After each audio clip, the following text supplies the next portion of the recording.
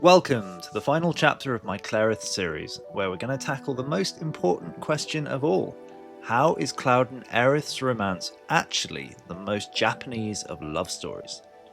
To understand this relationship, you'll need to put away any notions of grand gestures, sweeping declarations, or any semblance of emotional clarity.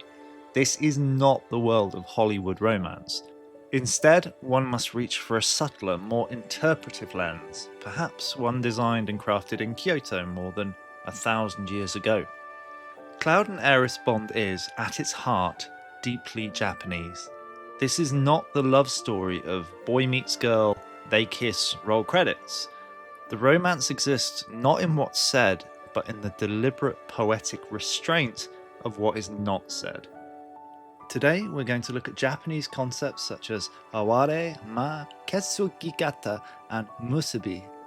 It's through these lenses we can begin to understand that just because something isn't Hollywood doesn't mean it's any less nourishing, beautiful, and thoroughly romantic. Now, at this point, I'd like to clarify something. You can never say that all Hollywood or Japanese narratives always act in a certain way. There are Hollywood films that act in a very Japanese manner, such as The Last Unicorn. Equally, Shin Godzilla has a very Hollywood structure. But what we're looking at today is predominant tropes, things you'll see in many Japanese stories. SE can be subtle with their romance black magic. Cloud expresses emotion the same way you might express a particularly smelly fart. Through awkward silence, the occasional twitch of the shoulder, and a lot of uncomfortable looks. Aerith, on the other hand, is all sunshine, teasing, and warmth. The two approaches to expression are opposed yet synergistic, and one might expect this dynamic to combust into a whirlwind of romance. But no, this is Japan. Instead, it simmers. This simmering dynamic is rooted in what the Japanese call monno no aware, an aesthetic capturing the bittersweet beauty of impermanence, and it's a thematic tradition going back more than 1,000 years. Cloud and Aerith's bond thrives not on what is, but on what might be, could be, or would be, if only they weren't so emotionally repressed. Every moment together is precious, not because of its intensity, but because of its fleeting, uncertain nature.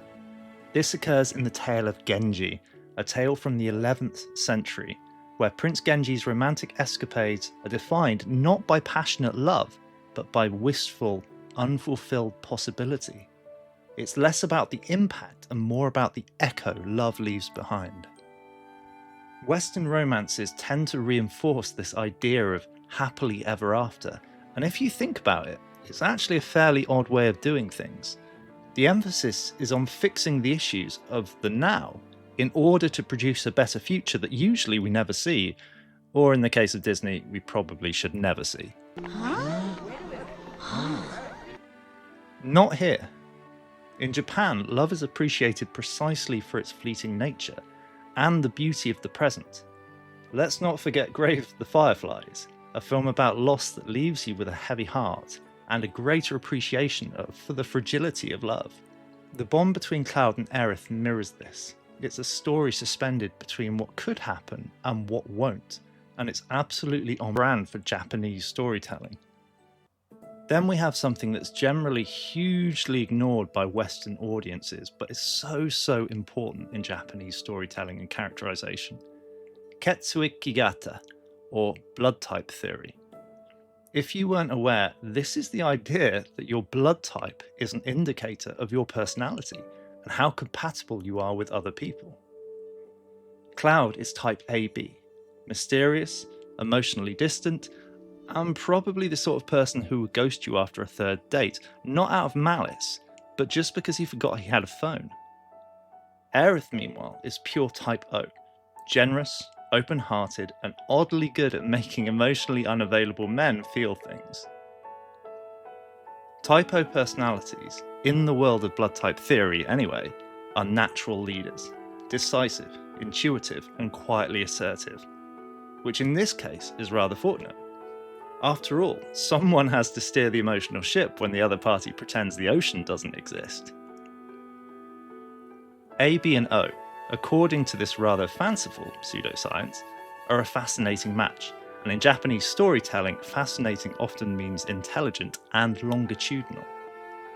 This isn't a dynamic you can just resolve with a kiss. Honestly, blood type theory sounds crazy to some Western audiences, but once you see how it works, you spot it everywhere in Japanese productions, especially from the 90s. Now let's talk about the important Japanese concept of ma, the negative space between things. In Western love stories, characters solve their romantic tension with a kiss, or, well, maybe more physical interactions. Cloud and Aerith, they solve theirs by sharing a flower and a weighted pause. Their intimacy isn't in what's said, but what's left unsaid. It's the art of the subtle connection, so subtle in fact, that many Western players need a detailed guidebook and a magnifying glass just to notice it. Think of it as I Am a Cat by Natsume Soseki, where meaning resides not in what's shouted, but in what's quietly misread or, more often, not fully spoken. Finally, Rebirth and Remake have taken Aerith's character in a direction that might be best described as omni-Aerith. But there's a reason for this multi-dimensional treatment, something flagged by the astute Amari in the Clerith sub on Reddit, and that reason is musubi. In Shinto belief, musubi refers to the concept of connections that bind people, time and fate. It's about the ongoing cycle of life, death, and connection. Cloud and Aerith's meeting feels almost fated. In fact, when you actually meet Aerith in Remake, the chapter's called Fateful Encounters. One of those beautifully serendipitous moments that seems destined by the universe. Their bond triggers Cloud's emotional growth and healing in a way that feels almost spiritual. And when Aerith dies, it's not the end.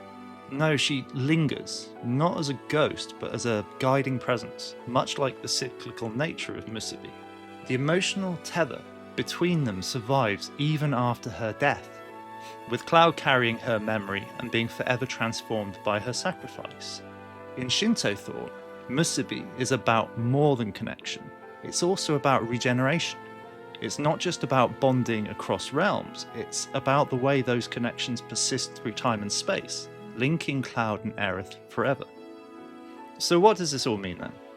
Well, looking over the fence, Cloud and Tifa's romance leans more US style, with obvious emotional beats, physical intimacy, and dramatic moments reliant on big set pieces.